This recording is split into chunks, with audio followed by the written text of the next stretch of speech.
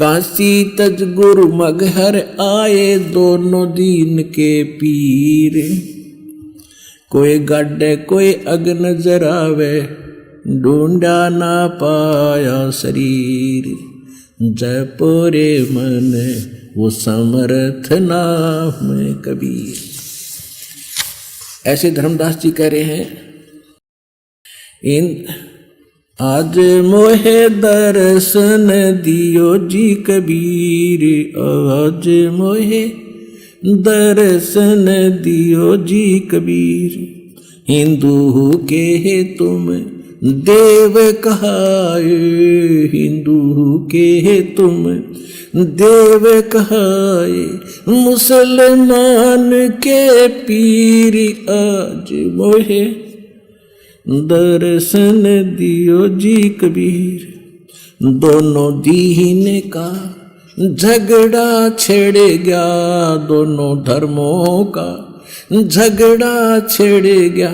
वाटो है ना पाया शरीर आज मोहे दर्शन दियो जी कबीर। आज मोहे दर्शन दियो जी कबीर। पुण्यात्मा, हमने भगवान का तो कह का भी ना पता था। भगवान की तो हमें सौपन भी नहीं आती थी। हम ही नहीं, जो समर्थ नहीं है उन्हीं को परमात्मा समर्थ मान के अपना जीवन नाश किया करते थे। अब सौभाग्य आपका, परमात्मा की रजा से आपको ये ज्ञान और ये अमृत वचन सुनने को मिल रहे हैं। नहीं तो काल यहाँ नहीं आने दे, या तो मालिक ला रहा है आपको, ये लिख लेना किधर। आप नहीं आ सकते, परमात्मा ला रहे हैं आपको। आप वो बच्चे हो परमात्मा के जो 600 वर्ष पहले भी उनके शिष्य हुए थे 64 लाख। पहले वो 64 लाख आएंगे, उसके बाद परमात्मा नई कलम चढ़ावेगा, पूरे विश्व को शरण में लेकर उनका कल्याण करेगा, क्योंकि सभी उसके बच्चे हैं।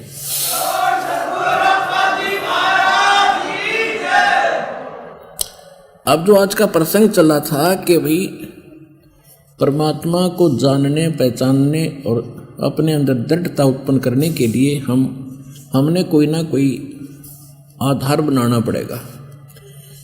अब सबसे बड़ा आधार हमारे ग्रंथ है, उनको तो हम फाइनल मानते ही रहे। उसके बाद जो संत परमात्मा जिनको मिला वो ऊपर गए, फिर उन्होंने जो लीलाएं बताई, परमात्मा ने जो लीलाएं की, जो सुख दिए, और जो वेदों से फिर अब मिल रहे हैं, तो कौन है परमात्मा। और फिर उन महापुरुषों ने जो भगवान से मिले, भगवान ने उनको कहा भी ऐसे नहीं, अब तो मैं ले आया आपको, सतलोक ले आया हूँ और ये तुम देख लो, ये तुम्हारा मूल स्थान है। जितने भी चींटी से लेकर हाथी और ये रंग से लेकर राजा और भूत पितरों से भूतों पितरों से लेकर देवता तक, जितने भी वो 21 ब्रह्मांड में प्राणी हैं, वो सब तुम यहीं रहा करते थे। अब इस सुख को छोड़कर तुम कहाँ भटक रहे हो। सारा जीवन तुम्हारा एक रोजी रोटी पूरी नहीं होती हुआ, और यहाँ सब भरे भराए भंडार हैं। ओए होए, अब उसको देख के जो भी महापुरुष वहाँ गया, फिर तो वो तो कहते हैं ना, दांतों तले उंगली जब चबाता ही रह गया। उन्होंने फिर कलम तोड़ महिमा गाई उस समस्त कबीर भगवान की और सतलोक की। अब उनमें से एक दादू साहब जी हैं। दादू साहब 7 वर्ष के थे, बच्चों में खेल रहे थे। जिंदा महात्मा के रूप में भगवान आए, वो आते लीला ऐसी करते ही। उनको एक पान के पत्ते के ऊपर पहले ज्ञान सुनाया, फिर उसकी रुचि बढ़ाई, और बच्चे उठकर चले गए, वो अकेला बच्चा रह गया। तो परमात्मा ने अपने करमंडल से अपने मुख में पानी भरा और पान के पत्ते पर उसको वापस कर दिया, और दादू से कहा कि ये अमृत है, बच्चा पीवेगा? खिलाओ जी। बालक तो बड़े गजब की आत्मा होती है, अखदेव दो जी। गट गट पी गए, और फिर उनकी परमात्मा से उन्होंने अर्ज की थी कि मुझे सतलोक दिखाओ दाता।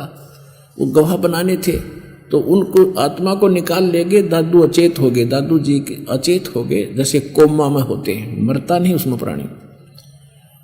घर वालों ने खोज खाज कर देखा, खोजा कि बच्चा वहाँ था, कि बच्चों ने बताया कि इसके पास एक बाबा जी बैठा था, उसने ऐसे ऐसे किया था, और हमने तो पिया नहीं, और इसने वो जल पी लिया जो उसने अपना जूठा पिलाया था, और हम भाग गए, ये वहाँ बैठा रह गया। उसके बाद इसकी ये दशा होगी। घर वाले घर ले आए, 3 दिन 3 रात अचेत पड़ा रहा दादू जी। उसमें उसकी आत्मा को सारे भरमा के दिखा के भ्रमण करा के फिर तीसरे दिन वापस छोड़ा। आसपास सब रिश्तेदार इकट्ठे हो गए, हाहाकार मची हुई थी। जब दादू जी से सचेत हुए, उन्हें देखा ये क्या हो गया। नहीं तो दादू जी सोचते मुझे सौंपन आया होगा। जब सारे हाहाकार मच रही थी तो विश्वास डढ़वा कि मैं तो भगवान के साथ गया था। और कौन है वो भगवान? जिन मोको निज नाम दिया सोई सतगुरु हमारे, दादू दूसरा कोई नहीं ये कबीर सिरजनहारे। दादू नाम कबीर की जय कोई लेवे ओटे, उनको कभू लागे नहीं ये काल बजर की चोटे। दादू नाम कबीर का ये सुनकर कांपे काले, नाम भरोसे नर चले भाई होए न बाका बाले।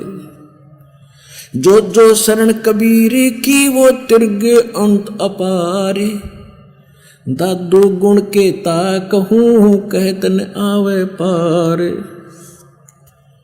कबीर करता आप है दूजा ना कोई, दादू पूर्ण जगत को भक्ति दृढ़ावत सोए।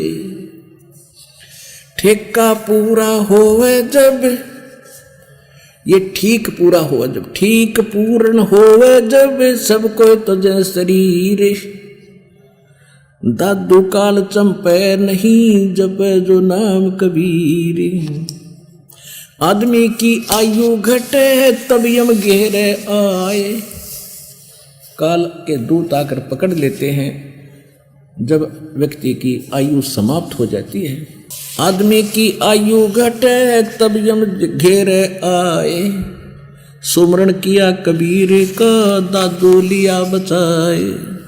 मेट दिया अपराध सब वो आ मिले छन माही, दादू सोंग ले चले कबीर चरण की छाही। सेवक देव निज चरण का दादू अपना जाने, बरंगी सत्य कबीर ने कीन्या आप समाने। दादू अंतर्गत सदा ये छन छन सुमरण ध्यान, दादू अंतर्गत सदा ये छन छन सुमरण ध्यान।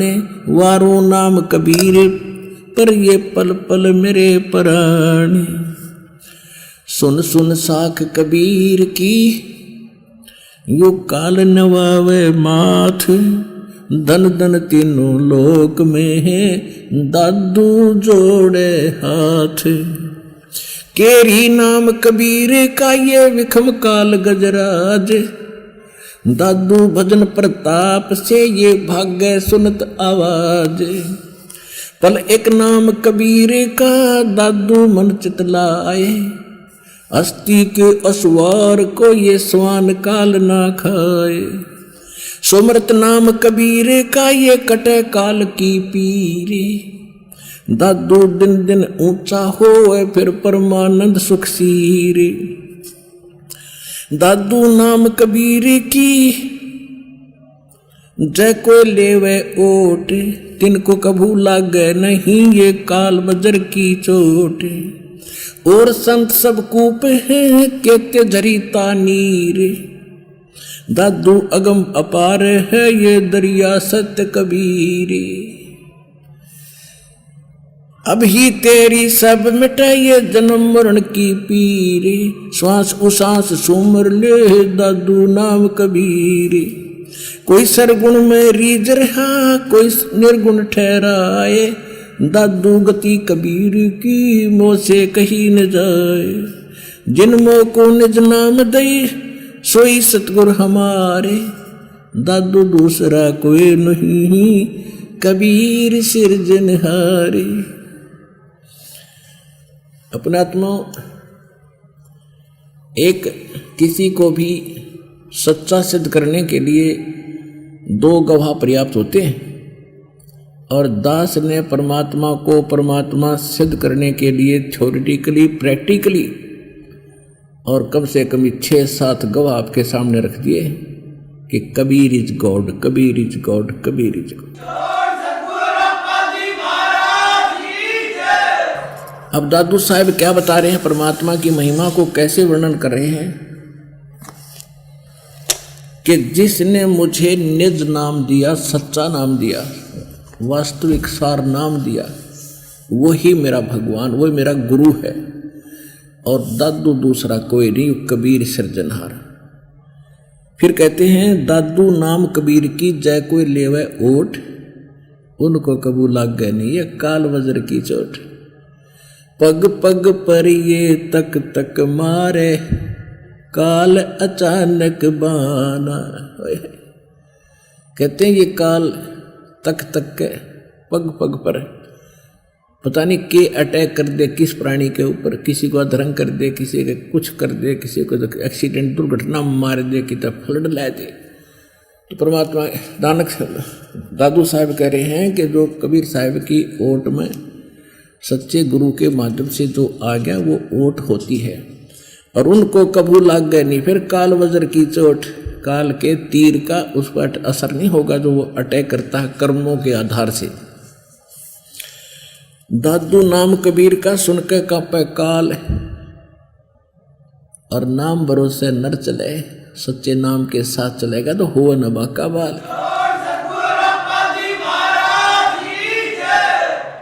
कहते कबीर करता आप है दूजा ना कोई, और दादू पूर्ण जगत को भक्ति दृढ़ावत सोए। कबीर करता आप है, वो परमात्मा स्वयं ही है और नहीं कोई। और पूरे संसार को यदि सत भक्ति देता है तो वही देता और किसी के पास नहीं है। एक दादू साहब सिद्ध करे अपने आत्मा। जैसे एक भगत का पत्र मिला था मुझे, नाम तो ध्यान नहीं, उसने दास के ये वचन सुन करके अभी नया नाम लिया था। वो फिर गया दादू पंथियों के पास जो उनके गांव में डेरा था, उनसे चर्चा की। वो कहने लगे नहीं दादू साहब तो स्वयं आए थे, वो तो कमल के फूल पर पाए थे, ये होया था फलान होया था, उनको कोई कबीर नहीं मिला। तो उसने कहा जी मुझे शंका, आपके ज्ञान पर तो शंका नहीं है, लेकिन ये क्या बात है, वो तो वहाँ के पुरातन हैं, बहुत पुराने परंपरागत हैं, वो इससे परिचित क्यों नहीं है। और साथ में उसने एक क्षमा याचना भी की थी कि मेरी गलती है, क्योंकि मैं गया तो इसलिए था कि मैं कुछ जानकारी प्राप्त करूं और दृढ़ता आवे मेरे में, वो भी यही बताएंगे जो आप बता रहे हो, आप तो उन्हीं की वाणी बोल के बता रहे हो। लेकिन वहाँ उन्होंने ये बात नहीं बताई कि कबीर जी उनको मिले थे। तो मुझे कुछ अविश्वास सा हो गया इस बात से कि वो तो बहुत पुराने हैं। तो उस भगत के लिए और सभी के लिए आपसे प्रार्थना है कि यही तो मार खाते हम।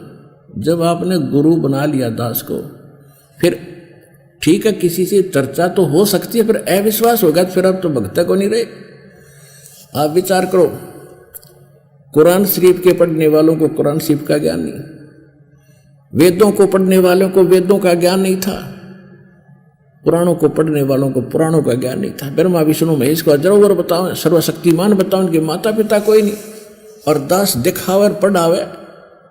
और फिर कोई उनसे पूछे जाकर उन नकली गुरुओं से जिनके पास पहले फंस रहे थे, उनका ज्ञान ही नहीं था हिंदुओं के, तो वो क्या बताएंगे, झूठ बोला रामपाल, वो क्या जाने, कहीं ऐसा लिखा नहीं है।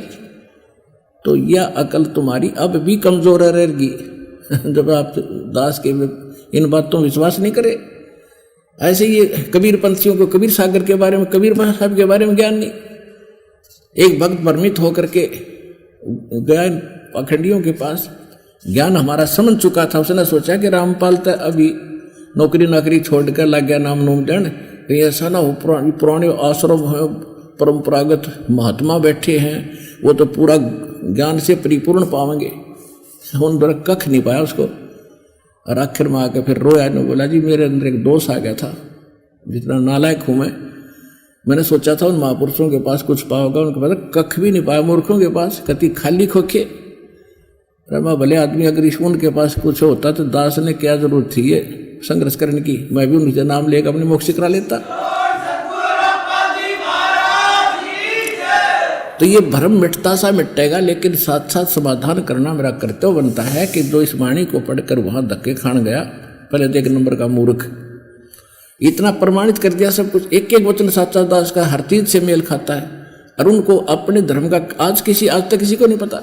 तो उनसे ही आप टैली करोगे मेरे वचनों को, तो वो कैसे खरे उतरेंगे, और उनको आप फिर सच्चे मान रहे हो क्योंकि वो पुराने बैठे हैं वहां पर।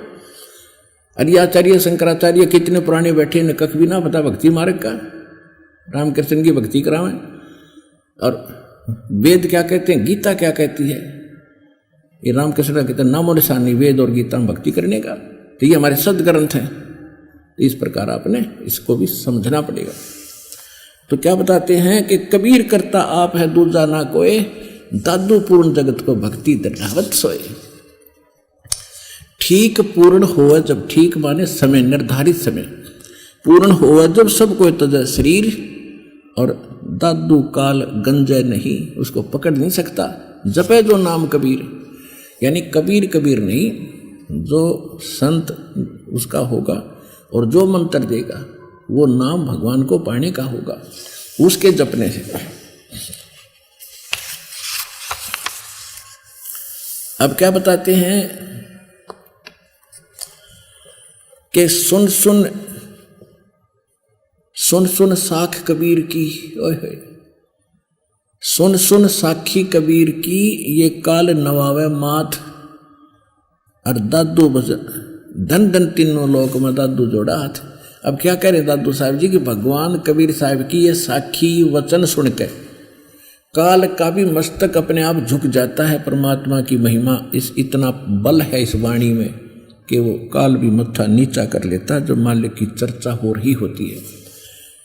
और धन धन तीनों लोक में दादू जोड़ा हाथ। फिर कहते केरी नाम कबीर का, और विषम काल गजराज, और दादू भजन प्रताप से यो भाग्य सुनत आवाज। अब जैसे परमात्मा ये दादू साहब ये बताना चाहते हैं कि ये काल भी कोई छोटी शक्ति नहीं है। जैसे ये गीता अध्याय नंबर 15 के श्लोक 16, 17, 18 में क्या कहता है कि 2 पुरुष हैं, एक सरपुरुष एक अक्षर पुरुष, और इनके अंतर्गत, और ये सभी नासवान हैं, जीवात्मा किसी की नहीं मरती। फिर ये कहता है 15वें अध्याय के 17वें श्लोक में कि उत्तम पुरुष तू अन्य परमात्मा इति उदाहरते, ये लोग तरम अवश्य विवृत्ति अवैश्वर है। उत्तम पुरुष तो इन दोनों से कोई और है, सरपुरुष अक्षर पुरुष से। उसके विषय में 8वें अध्याय के 3रे श्लोक में बताया कि वो परम अक्षर ब्रह्म है, जो गीता ज्ञानदाता सैन्य और सुप्रीम पावर है।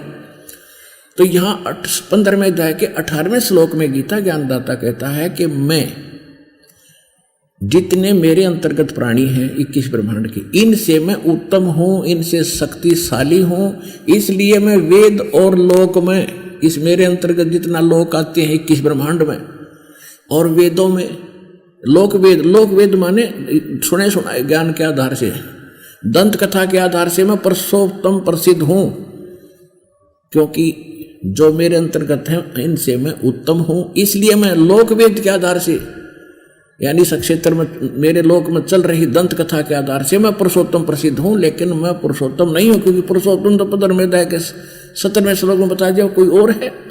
तो यहाँ दादू साहब उसी का सेकंड कर रहे हैं, उसी को बताना चाहते हैं कि केरी नाम कबीर का, और बिखम काल गजराज। जैसे एक हाथी होता है, हाथियों का राजा होता है, यहाँ राजा वही होता है जो बलशाली हो। तो गजराज माने हाथियों का राजा, सबसे शक्तिशाली जो हाथी हो वो तो समझ लो इस काल को। और परमात्मा कबीर साहब की जो भक्ति और शक्ति है उसके नाम को समझ लो केहरी, यानी बब्बर शेर। और जब बब्बर शेर धाड़ मारता है ना, अब तो परिवर्तन होता जा रहा है हर एक चीज में, लेकिन पहले की बातें हैं। जब बब्बर शेर धाड़ मारता है तो कहते हैं वो उनका जो हाथियों का जो झुंड का मुखिया भी इतना भयभीत हो जाता है, लीद कर देता है, टट्टी कर देता वो, और चंगाड़ मार कर भागने की चेष्टा करता हो, सोचे आ गया पाछे थे। तो यहाँ कहते हैं दादू साहब तुलना कर रहे हैं कि केहरी नाम कबीर का, और विखम यानी वो भी खतरनाक है, विखम काल गजराज, और कहते हैं परमात्मा के सच्चे भजन के मंत्र से ऐसे भाजा जैसे शेर की धाड़ के सामने हाथी लीद करता हुआ भाग लेता है।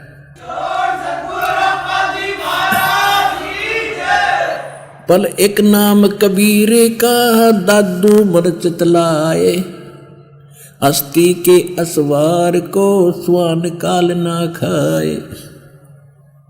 अब दूसरी पंक्ति में, दूसरी वाणी में दादू साहब जी परमात्मा की शरण में आए प्राणी को कितना सुरक्षित सिद्ध करना चाहते हैं कि आप कितने सुरक्षित होगे और काल की इस पहुंच से आप कितने बाहर होगे जो काल आपके ऊपर अटैक करने थे, कर्मों की मार डालनी थी। जैसे एक हाथी के ऊपर बैठा व्यक्ति, वो तो समझ लो भगवान की शरण में है जो हाथी पर बैठा है, और अब परमात्मा ने इस काल को कौन सी संज्ञा दी है? कुत्ते की। हाथी पर बैठे हुए व्यक्ति को एक कुत्ता कोई हार्म नहीं कर सकता, हानि नहीं पहुंचा सकता, अंडरस्टूड है। वो उसको कुत्ते की पहुंच से कितना ऊपर है, कितनी दूर है, पहले तो हाथी के निकट नहीं आ सकता, और आ भी गया तो वो हाथी को कोई हानि पहुंचा नहीं सकता, उसके ऐसे मोटे मोटे पैरों हैं। और जब सूंड की रेंज में आ गया तो कुत्ते की जान पाव न टोई, कुत्ते को ये भी मालूम होता है। तो इसलिए कुत्ता हाथी से 50 फुट की दूरी पर ही भौंक सकता है, उसको देखकर भौंकता रहता है। तो कहने का भाव ये है परमात्मा का कि जब तुम कबीर परमेश्वर की शरण में आगे, आप बैठ गए हाथी पे, और काल के द्वारा आपके जो कर्म संस्कार बुरे थे वो समझ लो काल का रूप है, वो है कुत्ते।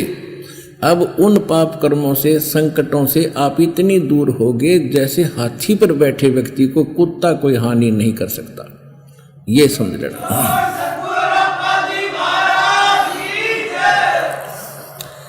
पल एक नाम कबीरे का दादू मन चितलाए, अस्थि यानी हाथी के असवार को ये स्वान काल ना खाए। और संत सब कूप हैं ये कहते झरीता नीर, दादू अगम अपार है ये दरिया सत कबीर। अब के देखो कितना अच्छा तुलना की है, आज के सत्संग से भी संबंधित है ये। और संत सब कूप हैं, कूप माने एक कुआं। अब एक कूप से पीने का काम ही चल सकता है, ना सिंचाई बड़ी सी हो सकती है पूरे क्षेत्र की।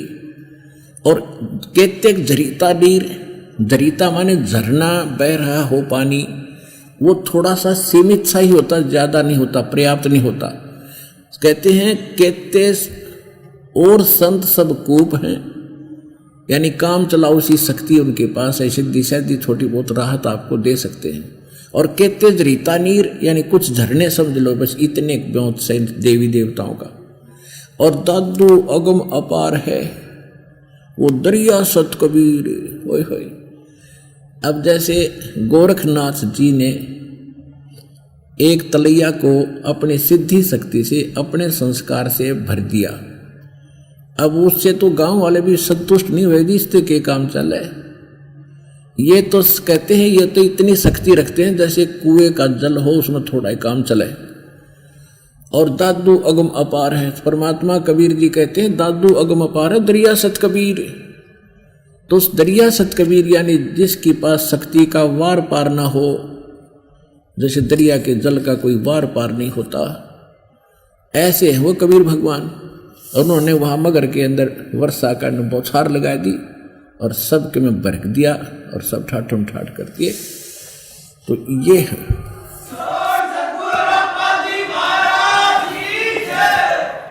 तो पुण्यात्माओं, आज आपको ये सिद्ध हुआ कि वेद बताते हैं परमात्मा ऐसी लीला करता है, और उसमें लीला करते समय अच्छी आत्माओं को मिलते हैं।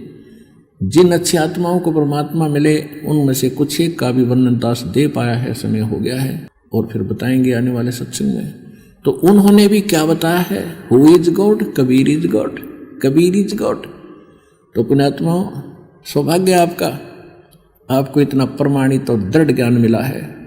अब इसके पीछा छुटवा लो, ये बार बार दाव नहीं लगेगा। समझा है तो सिर दर पाओ, बाहर नहीं रे ऐसा दाव। बोलो सतगुरुदेव।